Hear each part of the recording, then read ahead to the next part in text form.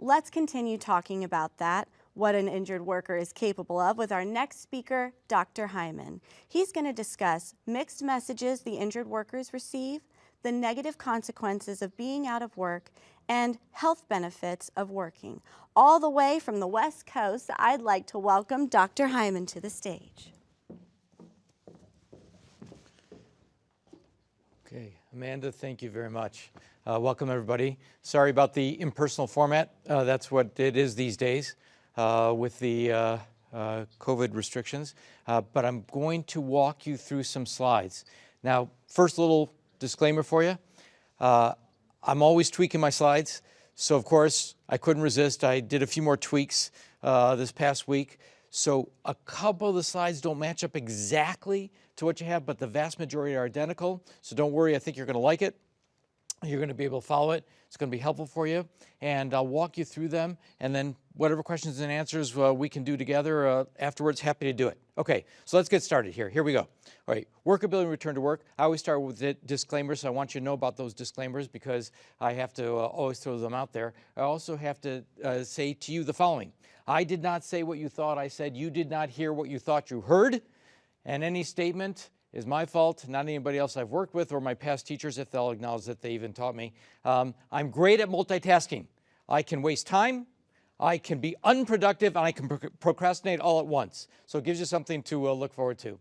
Next, I have to give you the financial conflicts of interest. There are many physicians on this call, and whenever I speak, I do have to give people those financial conflicts of interest. So that is some of the books that I helped write for the American Medical Association.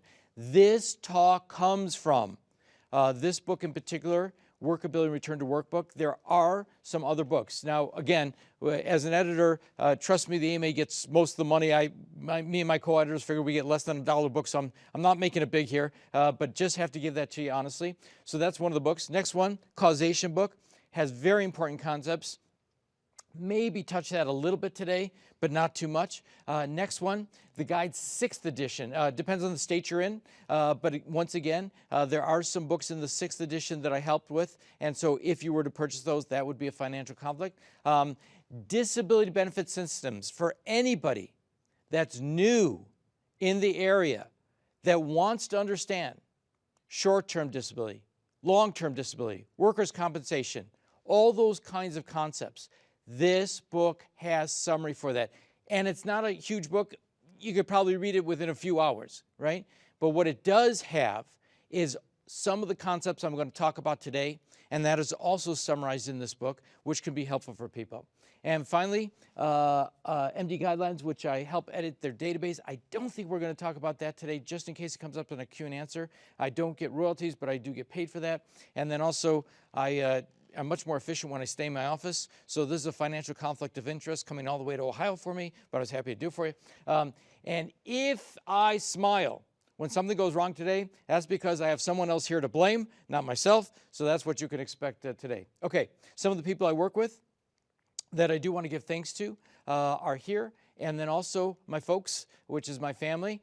This is a picture from a number of years ago. I am blessed with 4 boys, and so it has never been quiet at my house. All right, mixed messages, things the patients see. All of a sudden, they start seeing things that are not ideal, right? This was, by the way, in Southern California. You see the palm trees in the back.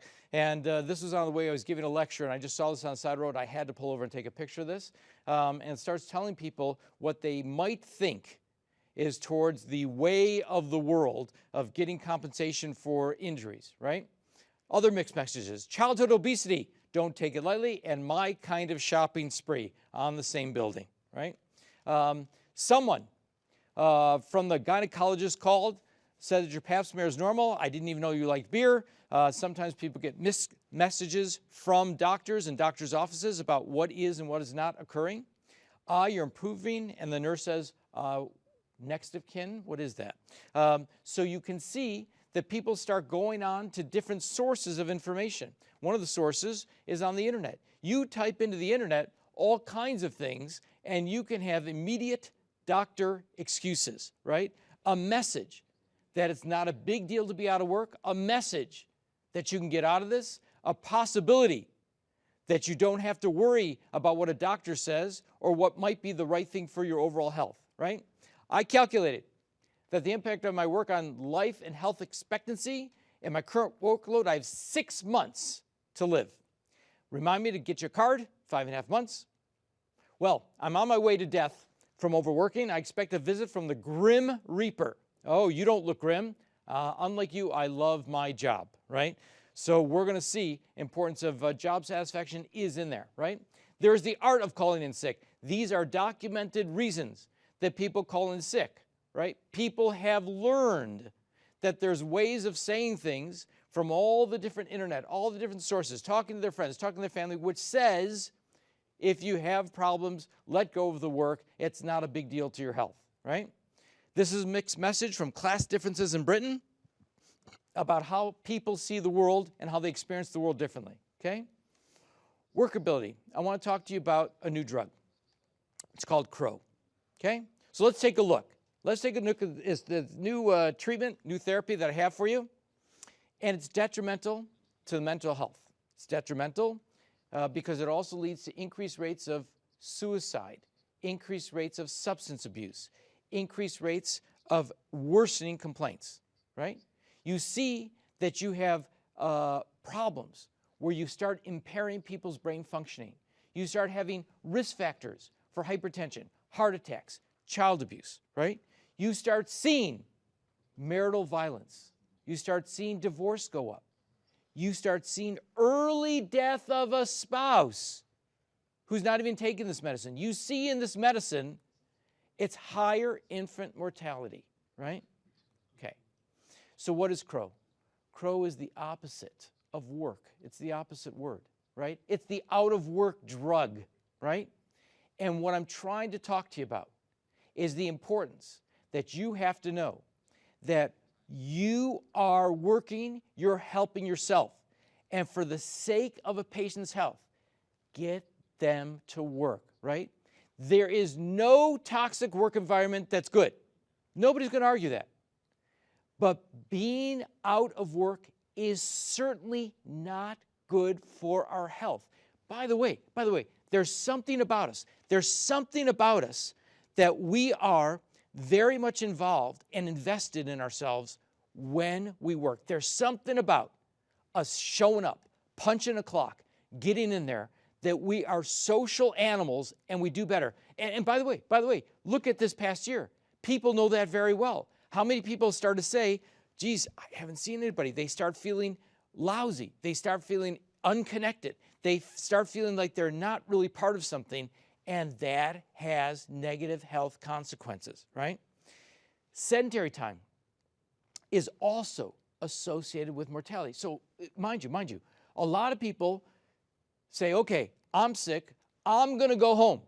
I'm going to turn on the television. I'm going to watch 1-800-LAWYER. I'm not going to work. And they think that's going to be good for their health. It is the opposite. When we take ourselves to sedentary positions, we do worse. By the way, there's a book. David Agus has a book, The End of Illness. It even talks about the data, about how exercise has benefits. But even if you exercise, and then you go and sit at a desk for 7 hours out of the 8-hour day, it is negative for your health. Get up, move. I even have some of my patients set little timers on their computer to try to get them up and remind them, get up, stretch, change your position, do something to move yourself around. In my office, when I'm talking to the patients, I try to stand when I'm talking to my patients, right? I try to make little trips in the office rather than letting things pile up and do them all at once. Those are little tricks that can help you, right? Okay. Many studies have showed the detriments. I threw these in here just so you've seen some of them and that you know that they're there, right? And how do you define what's a negative outcome, right? So we saw where people were saying, okay, we're going to take a lot of societies and we're going to close things down, right? Because we need to protect against certain infections. Okay, fair enough. But every time you take people out of work and you send them home, you're going to have negative health consequences that you have to balance and think about what does that impact, right? So sure enough, when we're talking about well-being versus survival, are we talking about drug use, divorce? Are we talking about, is this financial only, right? What's the negative impacts and what are we thinking about, okay? Let's take an example which is very pertinent to all of us right now, right? The COVID-19 example, right? What does it show in this particular scenario that we all know very well now, right? What it shows is the following. Food insecurity increases asthma in children. We saw anxiety depression rates, 40% on average, baseline 11%. Another study had a threefold higher rate of anxiety and depression. In my practice, I have prescribed more medication this year for anxiety and depression than I have ever before, right? Psychological distress, look at those numbers. The USA, the UK, right? Drug use, documented, increased 13%. Suicidal thoughts, increased 11%, right? Domestic violence, increased. Divorce rates, increased, right? Only one study in the Netherlands, the Dutch, showed no significant changes, but everywhere else that we've looked, we do see the same things that we've seen in the literature before. This is what happens when people are not working. This is the problem that we have to know about, right? People with jobs had lower rates of depression, anxiety, and insomnia. So those people that during this coronavirus pandemic, and there were industries where people worked a lot, had to work overtime, those people did better on the other measures that we care about, right? My wife is starting her own business. I'm sorry to hear that. How many years have you been married? She's just started business, that's all. She's not leaving. Right, don't talk about phase two, right? There are consequences to work. There's consequences of not working. We have to be honest about that and know about that, okay? So rest stop. All right, so what have we talked about? We've talked about some of the mixed messages. Sometimes doctors can give patients, patients can give doctors, media can give patients, and they don't know what really is the outcomes from those mixed messages, right? Okay, let's take a look at what some other people say.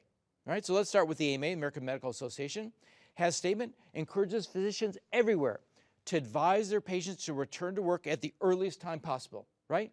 Another one, ACOM, that's the American College of Occupational Environmental Medicine, right? Has a clear statement, right? It says, here's the normal roles, here's what the attending physician's role is. Very important, very important. By the way, I just want to expand on this one a little bit.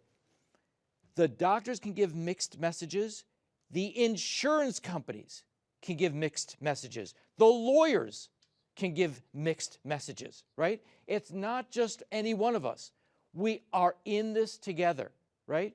The worst thing a lawyer can do, an insurance company could do, or a doctor could do is say, go home, lie down. That's the worst, right?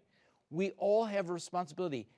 Think about what is best for the patient. That's the litmus test. If you just ask that question, you're going to get to the right answer every time. This is what's best for the patient, right? Okay. The American Academy of Orthopedic Surgeons has statements about the importance of work in regaining functionality and looking at those mechanisms of deconditioning, right? The Canadian Medical Association notes that it's detrimental to your health and well-being, right? Professional societies, Australia, right, has documentation of the negative consequences of being out of work, right? And then finally, the UK, in their joint statement, right, has the concept called worklessness, which is what they call it, right, and how it has a negative impact on you, right? And people out of work experience poor mental health. Anxiety and depression 2 to 3 times more common in their data sets, right? Being out of work leads to all those difficulties, right? The negative effects of unemployment are reversible when you get back to work, right? Very important. Sometimes I feel the worst job in the world. Yeah, right. So look, here's an important message on this, right? The important message is when you're looking at these different societies talking about should I work, can I work, what's the message, right? Please keep in mind, there's things you can do for this, right? You can do the things that are helpful. Just for example, in the AOS, right? In the musculoskeletal stuff, right? We already know the principles of rehab, posture position, flexibility, aerobic conditioning, muscle strengthening, and it's important in that order, right? How you tell people how they sit and stand, how you tell people to look after themselves, right? If they're doing stretching, it's very important. That's why I have some of my folks, I always tell them, get up. I have some of the writers, I'm in Los Angeles, so there's writers there, right? So I tell them, you do your writing standing, right? Get up, get a mobile desk, right? Something like that can help them, right? Do the aerobic conditioning. Again, very important literature. Listen, look. Very important, listen. You have to do good, regular, general aerobic exercise. It is more important that you do good general aerobic exercise than any muscle conditioning for an injured body part, right? Getting out and walking, getting out and doing steps, getting out and doing swimming, bicycling, any of those things help all the body parts, not just the area of the injury, right? It's very important concepts. Keep that in mind, okay? All right. If not working is detrimental, is the converse true? The benefits of work. Can you give me something that will make me feel better, but not quite good enough to go back to work? Again, not my goal for today, right? Okay, benefits. We got this going back throughout the history of man, right? Freud, two most important things that give life meaning are love and work. He was an atheist, so he forgot the Lord, but that's okay. Freud also said no other technique for the conduct of life attaches the individual so firmly to reality as laying emphasis on work. For work is in that sense, right? Galen, employment is nature's physician and essential to human happiness. And Tolstoy and Anna Karenina have the character Levin. And he says to enrich medicine with a new term, which means work cure, right? Albert Camus, without work, all life goes rotten. Jorge Ortega y Gasset talked about this. Evolution, man has evolved by working, we know that. And in creation, man and work were created for each other, right? We see that right at the beginning of the Bible, right? Sure, look, even in this week's part of the Bible that we're going to read tomorrow, right? It's the part where Aaron's two sons bring a strange fire and they die. They're trying to work. They didn't do the right work, but this is important. When you're working, it makes a big difference, right? There's no relation seen in many studies between per capita income or winning the lottery and happiness, right? There is data that when you're working, there's greater happiness, right? There's greater sense of self. There's a greater sense of well-being. There's a greater outcome on your overall health, right? Okay, rest stop. So we talked about the benefits and the detriments of work, right? So I want to give you a construct now. I want to give you a construct that's going to take a look at what are some of the important aspects of how to think about work, how to approach this, how you're going to want to know about this, okay? So here we go. Look. Really important. Watch. Really important, okay? Risk, capacity, tolerance, right? Risk, capacity, tolerance. Staying at work or returning to work, right? Those are the concepts. This is what I want you to start thinking through. This is the way to consider how you're going to approach somebody when they're out of work or trying to stay at work, okay? How do we define those? Okay, risk. Risk is usually defined as the possibility of re-injury or worsening a medical condition. Capacity is what you are physically able to do, and tolerance, right? That's going to be the key one, especially when you're talking in a claims context. That's one I want you to keep in mind, right? But now, by the way, one more thing. In risk, right, we talk about the possibility of re-injury or worsening the medical condition. So there can be another risk, right? That risk could be if somebody's not in an optimal condition, can they go back to their job that might be a safety-sensitive job, right? Something where if they're not healthy, they could impact their team. So there's a risk to some coworkers. It's a little side one that I always like to consider when I'm evaluating patients and thinking about what they can and can't do, right? All right, so the patient. The patient thinks in a different direction, right? Patients are not by nature doctors, right? They're not necessarily educated in medical principles, right? That's supposed to be our job. And those of you who are working and dealing with people who get injured, that needs to be in part your job, to understand the medical principles, right? So the patients think about tolerance. Am I going to hurt myself? Am I going to be able to do this? I'm not the same person I was before. What is going to become of me, right? That's what's in a patient's head. That's what we have to try to address to get out of there. That's what we're trying to understand as to where they're at and what they're doing and what they're experiencing, right? And they don't think so much about capacity as much as they think about, can I really do something, right? Okay. Physicians are the opposite. We think about capacity, right? That's what we're generally good at, right? We think that we can measure range of motion on an orthopedic injury. We can look at an MRI and look at altered anatomy. We can look at somebody's heart or lung function, kidney reserves, and we can say, okay, this still has good capacity to carry those things out, right? Risk, not too much strain in that. And tolerance, well, we just say, look, you'll be fine. But that's from our education, experience, and understanding.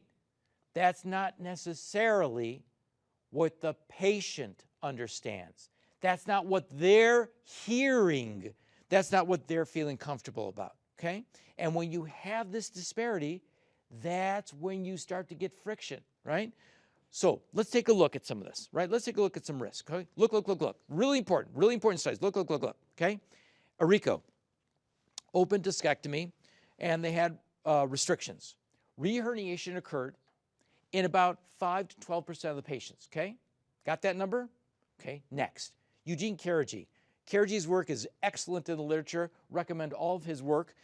In particular, they took the same types of patients who had a lumbar discectomy and said to them, we don't care about any restrictions, right? We know that your treating doctor said, oh, you shouldn't do this, you shouldn't lift this, you shouldn't do that, right? We're going to send everybody back. They've had the surgery. Anatomically, they should be healed. How often do they get a reherniation? The same level, right? No difference. It didn't matter if you had work restrictions, right? It didn't matter what the treating doctor said.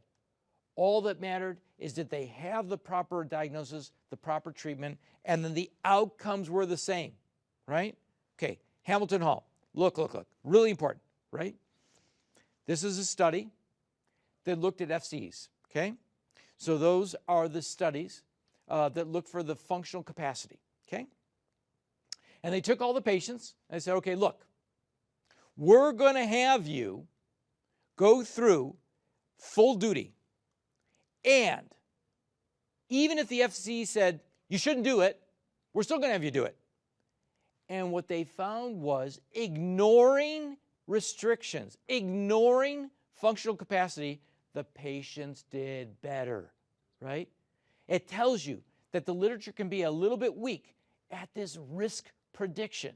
It tells you that there's benefits of work. It tells you that you need to know that it is generally a very important concept to get people to go back to work, okay?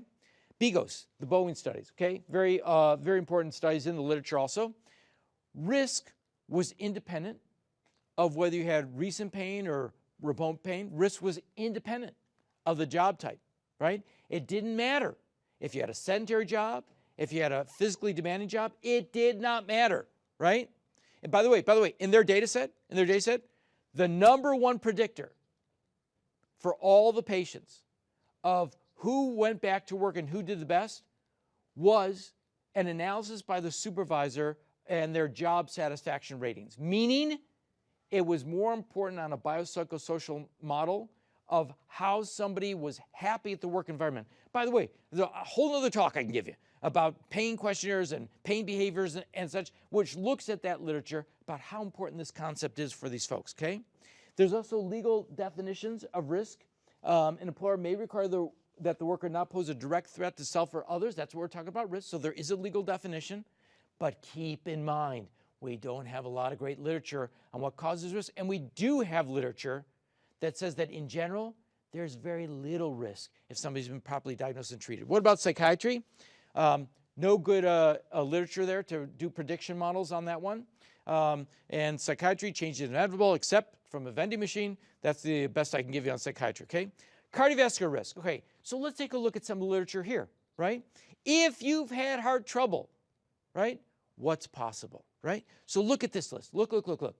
These are some of the occupations which seem to have a little risk inherent in them, right? So that would require a little bit of thought. What are they doing? What do they do? What places those people at risk? And there's a whole bunch of stuff in that whole risk prediction models that's a whole nother talk on cardiovascular risk about how to look at that, right?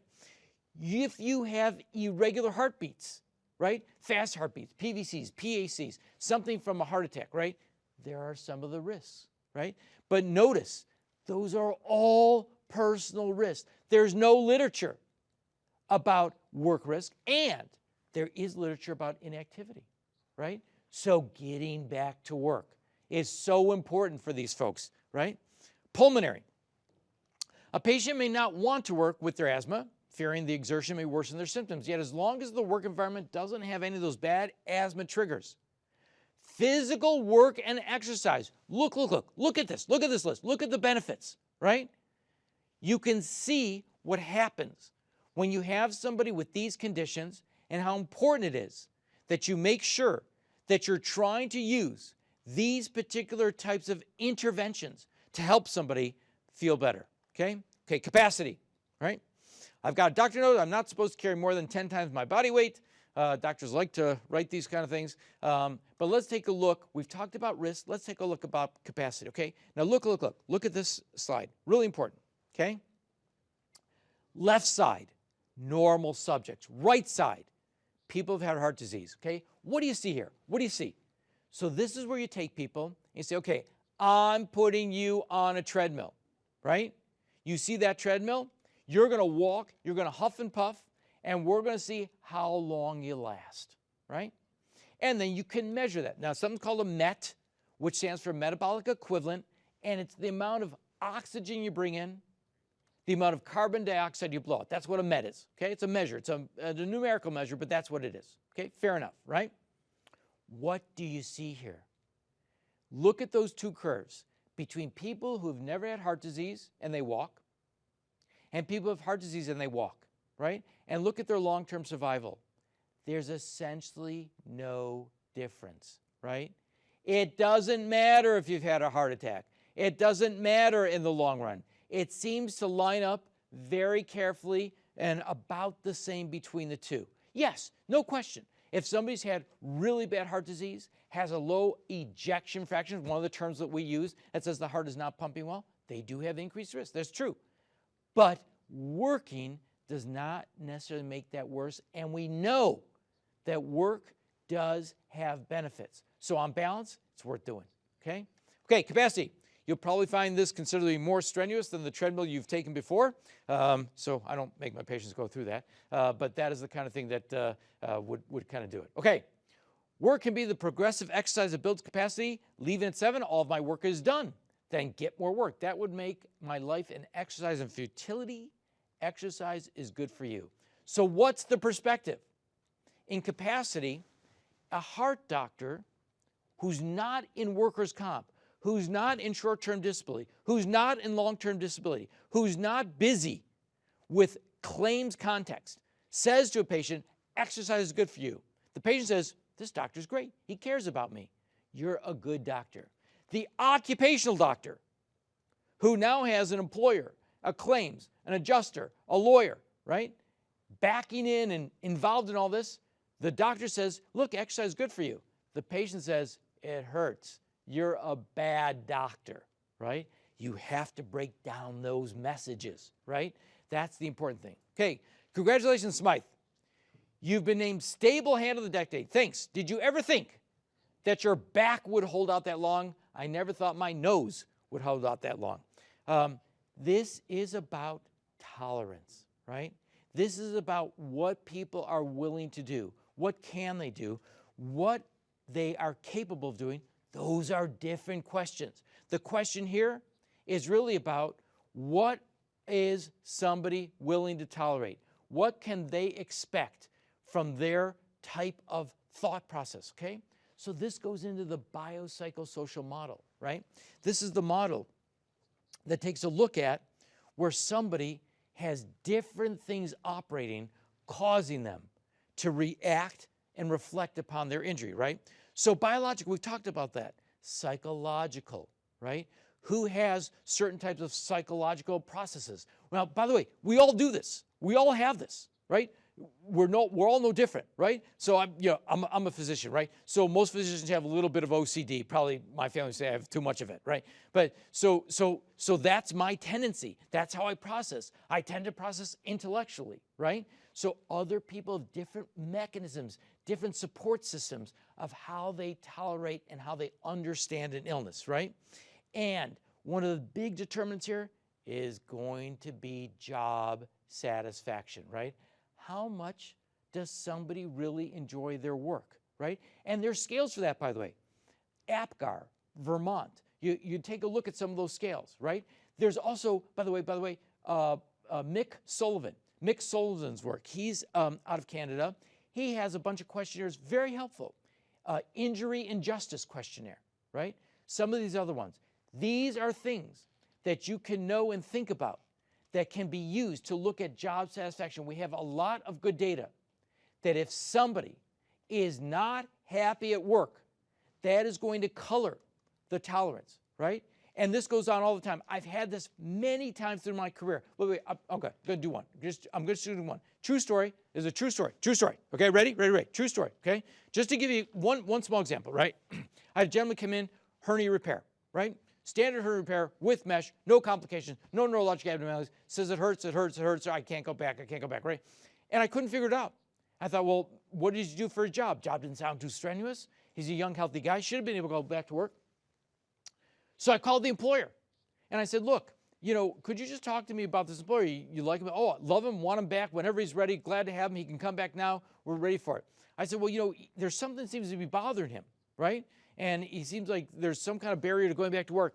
He says, nope, no barriers here. And so I got the patient with the employer on the phone, and I said, look, your boss says he's ready for you. You can go back anytime. It turned out his concern was that his supervisor would make fun of him, that he had a hernia repair and that he was a little bit of a weakling, right? Now, this doesn't sound like a big deal to you and I, but to this person, this was their point of tolerance. This is where they couldn't see themselves, right? It had nothing to do with risk. It had nothing to do with capacity. It had to do with tolerance. And by the way, in a claims context, I think the majority are this. It's due to tolerance. It's usually not risk. It's usually not capacity. So it's helpful for you to break this down in this thought process of how you want to approach this, how you want to think about it, okay? So tolerance is a biopsychosocial model. Physicians are trained, right, to perform with a medical model, and then disability as far as psychosocial, not medical, then they don't quite have the experience that they want, right? The physician as a disability advisor is a very important concept, right? Yes, the surgeons can fix a lot of things, right? But it's not necessarily going to be the anatomy that's going to do this.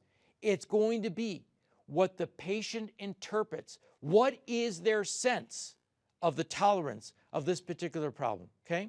There's a lot of literature for this. So I threw some of them on there for you, just so you could see them, just so you know that they're, right? Tolerance approaches, let's take a few examples, okay? Hematology oncology, patients who get cancer, right? So when you have cancer survivors, right, or people that are going through treatment, there are some things you can do, right? You can get a vocational counselor. You can encourage a support group. If they're having side effects from medications, advocate for those to get treated, right? And do they need psychological counseling to help them navigate this, right? These are tolerance approaches, things that are not necessarily with the original cancer, not necessarily with the original injury, right? These are things that are available to help transition somebody where they can see it differently, okay? How about in rheumatology, orthopedics, okay? So we talked a little bit about this, right? We talked about that muscle conditioning thing, right? So all of a sudden, if you start having a conversation with a patient, say, look, there's the 4 principles of rehab. Remember? Posture position, flexibility, aerobic conditioning, muscle strengthening, right? You start going through that, they will hear about the benefits of doing these active things, which will allow them the feeling that they're now in control, Got it? So now they're going and they're addressing their tolerance. They're approaching the things that they're afraid of, right? They're approaching the things that they don't know about. You're going after their feelings of risk and what problems they might be experiencing, right? And a lot of literature says that the FCEs will not help in this realm. If you're interested, there's a book I wrote a chapter in, the AMA Guide's book to functional capacity evaluations. So I didn't have to disclose that at the beginning because I'm not an editor, so I don't get royalties. So that's why you're saying, well, how come you didn't tell me that before? So, but in that book, I have a chapter on activities-day living and pain questionnaires, whole other set of topics, whole other set of questionnaires, right? But the bottom line message, here's the message, really important, really important. It is addressing and understanding who the patient is, right? What is in their heads? What's in their minds? What are they thinking? Why are they responding this way? And what can we do about it, okay? I feel sick every morning. All day long, I feel like either crying or punching people. You've got a bad case of my job is crappus, okay? Are you saying my job makes me sick? Don't worry, there's a cure. Here's a brochure on assisted suicide. How do you assist? I gave you the brochure, okay? So look, most jobs are not terrible, are not toxic, are not difficult, are not inappropriate. They're environments where people can do well. People can have experiences where they can have good working relationships, good work environments, meaningful work, and they will tolerate that, right? And basically, if you said to somebody, look, I'm going to pay you $1 million an hour to do this job, you would do a lot of jobs for that amount of money. You would tolerate it, right? So it's a balance point. What are your values? What's your life orientation? How are you going to look at that, right? Okay. So let's go through some summary points, and then hopefully we're going to be able to get through some questions and answers in a little bit, okay? So I want to go through this very carefully because it's very important concepts that I want to make sure that everybody got here, okay? All right. We're great at asking questions, bad at answering some, okay? So again, what am I talking about there? I'm talking about the literature. I'm talking about training. I'm talking about what people are comfortable with. There are people that process in a way that they say, look, I'm a doctor, right? I diagnose and treat, right? I do an MRI. Your knee meniscus is torn. I'm going to fix that knee meniscus, and there. That's based on the literature. That's based on my surgical training, my experience, and that's a very anatomic, biologic answer, right? But the question is, who's the patient that has that knee problem? Who's the patient that underwent that surgery, right? That's going to be an important concept that we have to know about, right? Because we have to know, what can we expect from that outcome, right? What's their capacity going to be with this particular outcome? What's their risk of re-injury from that outcome, right? So then you try to look at the literature, right? But again, literature a little bit limited on risk, right? Capacity, well, look, if you're talking about a knee, you could have somebody do walking, stair climbing, weightlifting, something that would give you an idea of what their capacity is. But what are they willing to tolerate? What are they concerned about? That's a problem. Then they start to get those mixed messages, right?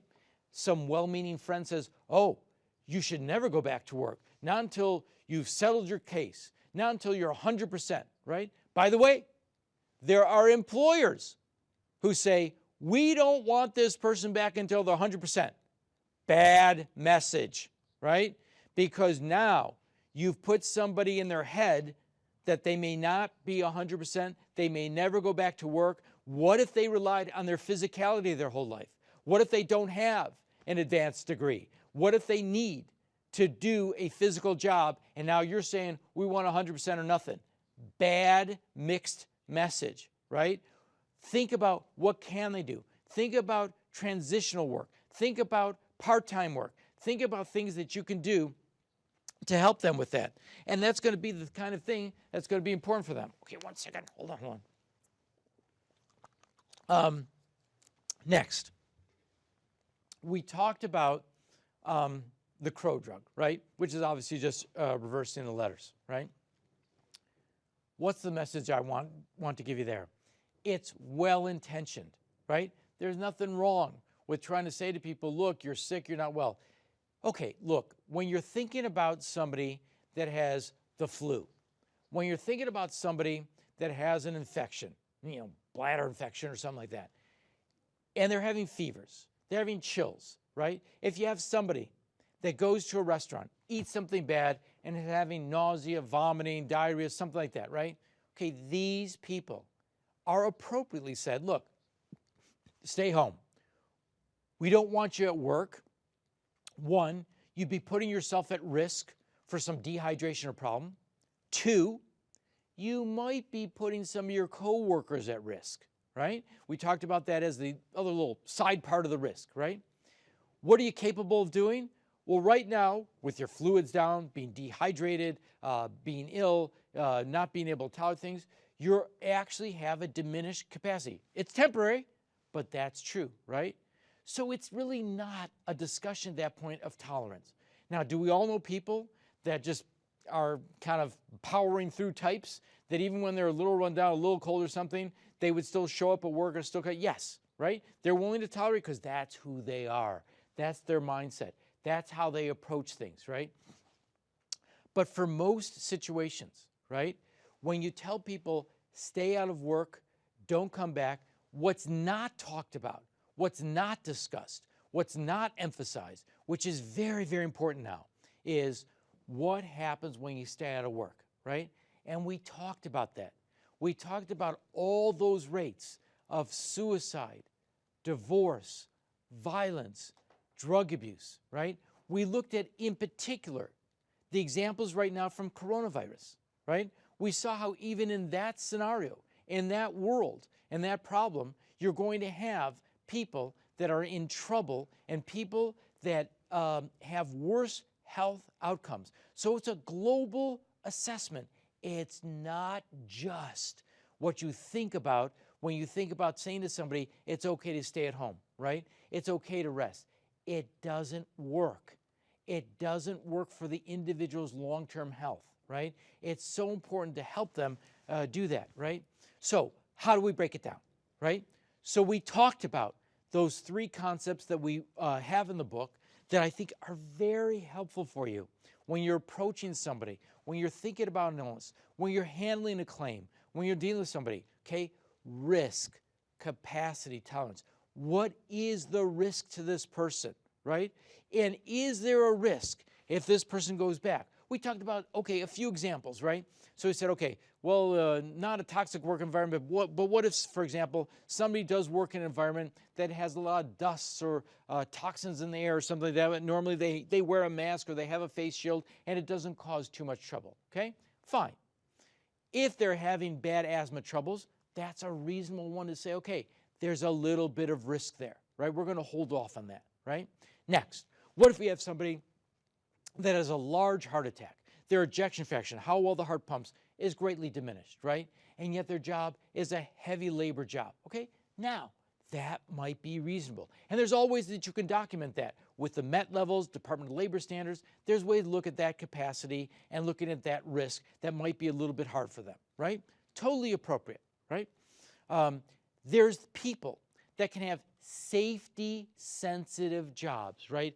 Firearms, the police, the fire, the public safety personnel, right? So all of a sudden, if you have somebody that's in a bad way and having significant limits, and they're part of a team, all of a sudden, now those things become bigger issues, more difficult issues, right? Ones that you have to think about. But otherwise, for the vast majority of these, right, it is not going to be a big problem to have that particular experience. It's not going to be a problem to let them go back to work. Their risks are going to be much diminished, right? The capacity, okay? Capacity, everybody's comfortable with in the medical world. That's what doctors like to think we do and that we know, right? We say, look, if I do an operation on this spine, on this shoulder, I can look at their range of motion, I can test their muscle strengthening, I can send them to physical therapy, I can see how much weight they can lift, right? That's a comfortable spot to assess somebody. In my world, pulmonary, right? Asthma, fine. I put you on the pulmonary function test machine. I look at your forced vital capacity. I look at the FEV1. I look at the FVC. These are all the different measures that come out on those printouts, right? And I can measure that, right? That lets me know their capacity. That lets me know what they're able to do. We talked about the cardiovascular world, right? And I showed you those graphs about how long somebody can walk, how much huffing and puffing they can do, what are going to be outcomes from those particular scenarios, right? And that's going to be measurable.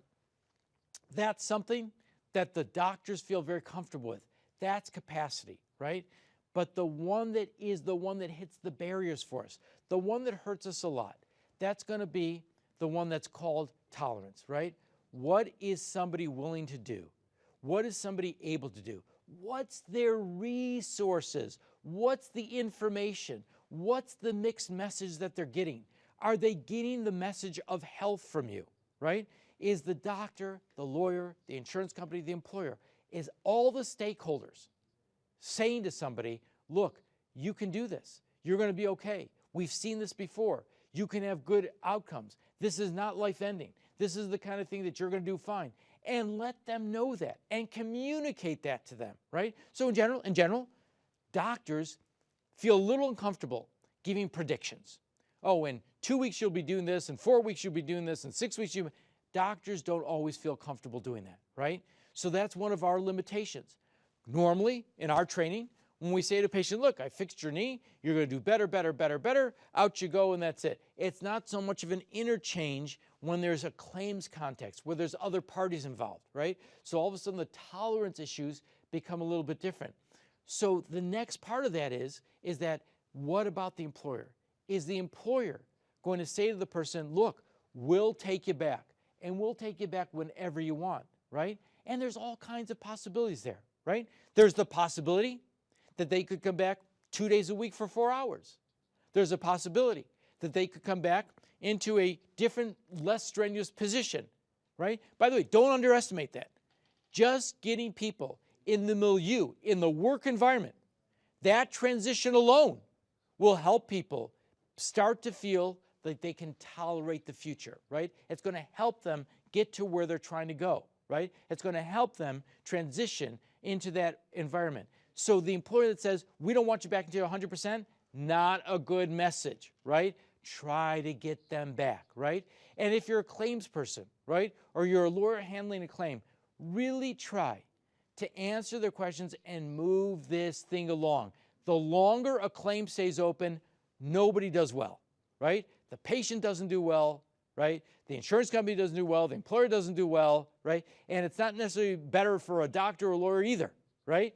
It is much better to have things move along as best as you can, as quickly as you can, to try to understand where is their head at. By the way, there's a lot of data on this, a lot of data, that if somebody's been out of work for 6 months, the odds of them getting back to work drop to almost 50%, 50, right? That is why we've got to understand, what are they tolerating, what are they considering? Okay, finally, not to push books too much and all those kind of resources, but there are these books that we've written that are under the AMA, right? That has some of these concepts, has some of the literature summarized, right? And you can use that. The medical literature is your friend, right?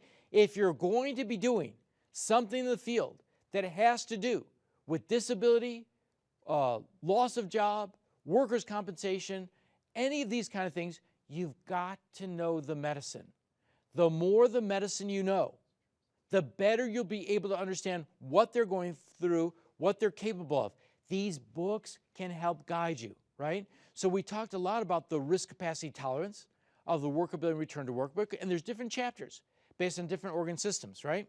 But there's also the causation book, which is, okay, what causes these things, right? What are some of the things that you could expect to cause an injury, right, or contribute to an injury? And then you can also understand, well, what might perpetuate, what might bring that injury back, what might make it that there is some risk to them, right? And you can use those resources to try to help guide yourself about what you're trying to do, right? And then if you use the medical literature, if you use those resources, and if you go after some of this information, then what you're going to be able to do is you're going to have a better approach, right? So again, just I can't say this out right. So when you have an injury, right? So risk, capacity, tolerance, risk, capacity, tolerance, right? Now, what is the risk to be? What are they capable of? And then the important issue is tolerance. Don't forget, risk, there's some literature, right? Not great. Capacity, we're generally able to measure that. Tolerance, what are they willing to do? What are they considering doing? What is possibility of doing there, right? And this is going to be the kind of thing that's going to help dictate what the outcomes are. The sooner you get people back to work, the sooner you understand those principles of the importance of work and how much you can help them, you're going to help people like never before. That's the concepts that's very important for you, okay?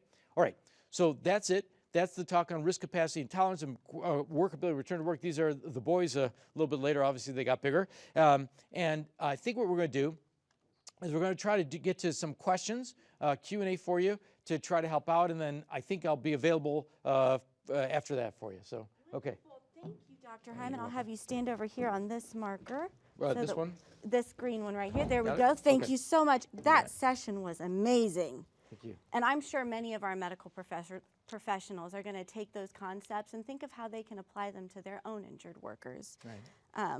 Let's see what questions we have in the box. Okay. Okay. When approaching return to work issues, what is the order of importance between the discipline of risk, capacity, and tolerance, and why is the order important? Well, that's a good question. Okay, so I would say the following. The risk, capacity, and tolerance all have equal importance.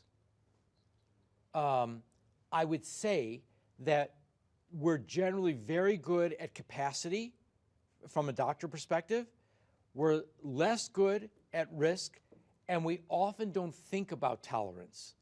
So I would say that if you wanted to have an order, we gave an order that we think is a working model of how to think about it. I think the importance of that working order is that you have all three principles covered. So if you're starting with risk, which is fine, or if you're starting with capacity, but think about the others, and in particular, you have to put it in context. You have to think about tolerance. What is somebody willing to do, able to do, interested in doing? Is there something else going on at work? I think that would help. Okay. All right, let's see what else we got. As a physician, I sometimes hear from injured workers that are fearful to return to work due to risk of re-injury.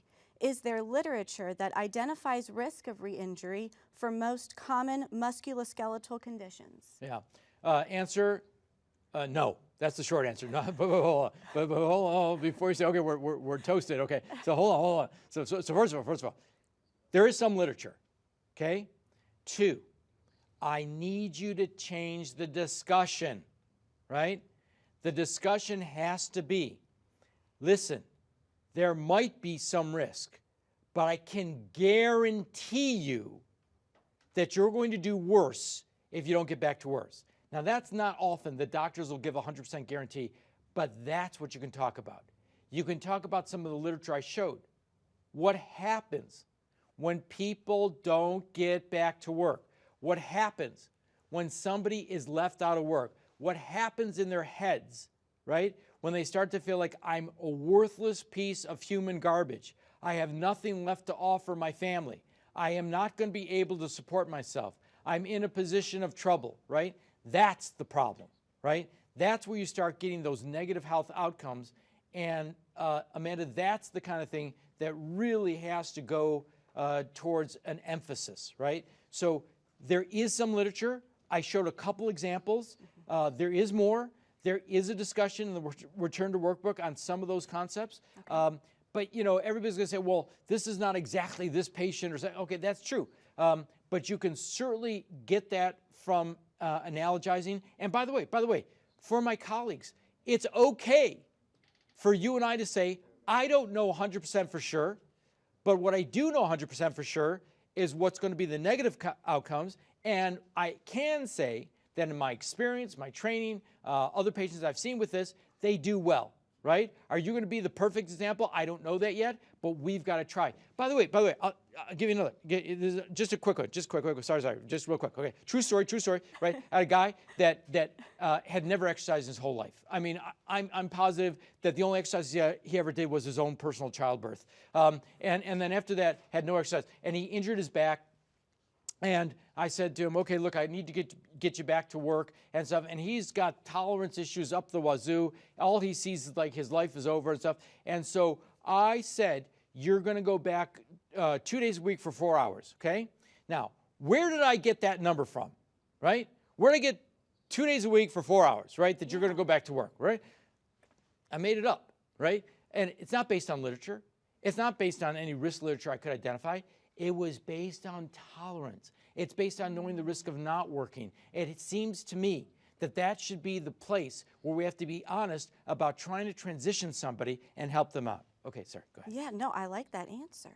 All right. How about this one? Can you elaborate on why tolerance helps when speaking with an injured worker about return to work, and why is tolerance so important? Yeah, because look, I heard your last speaker, and one of the points they made was the difference between sympathy and empathy, right? Mm-hmm.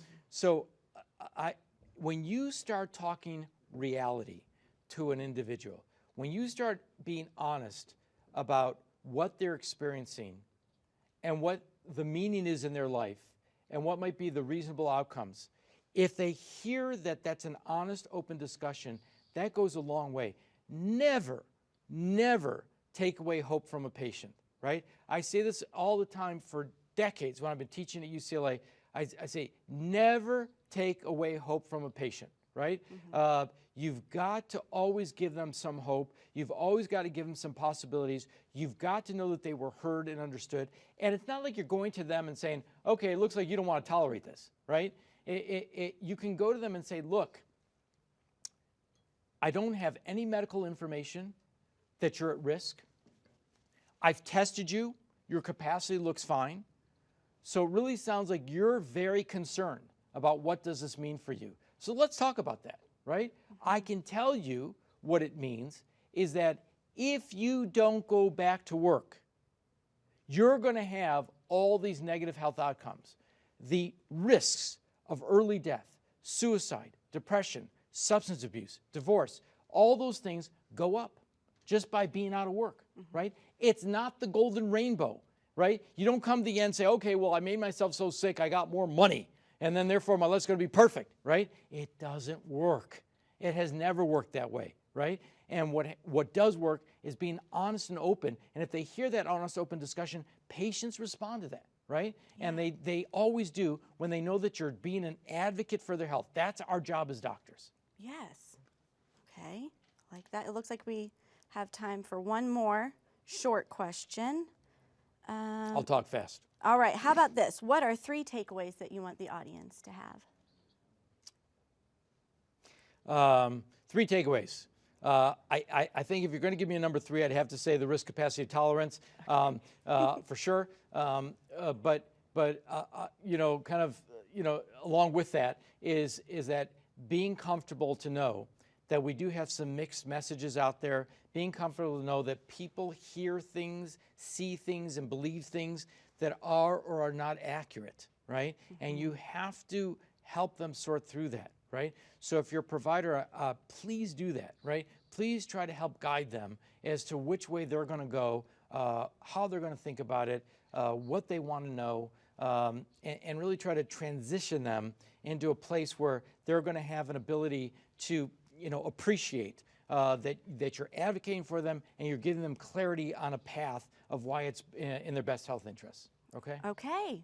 Thank you. Yes, it was definitely good. Okay. Right. Thank you so much for your presentation and for answering all of our questions and for traveling all the way from California to be with us at our symposium today. Okay, so I don't know about you guys at home, but I'm skipped breakfast and I'm starving, and I'm kind of jealous because you've likely been snacking from behind your computer all day long. So from the comfort of your home, go ahead and let's take a lunch break. And Dr. Hyman, are you going to be available in the exhibitor booth afterward for Yes. questions? So you can ask more questions of Dr. Hyman then. You click the Visit Exhibitors tab, and we'll see you after the lunch at 1:30.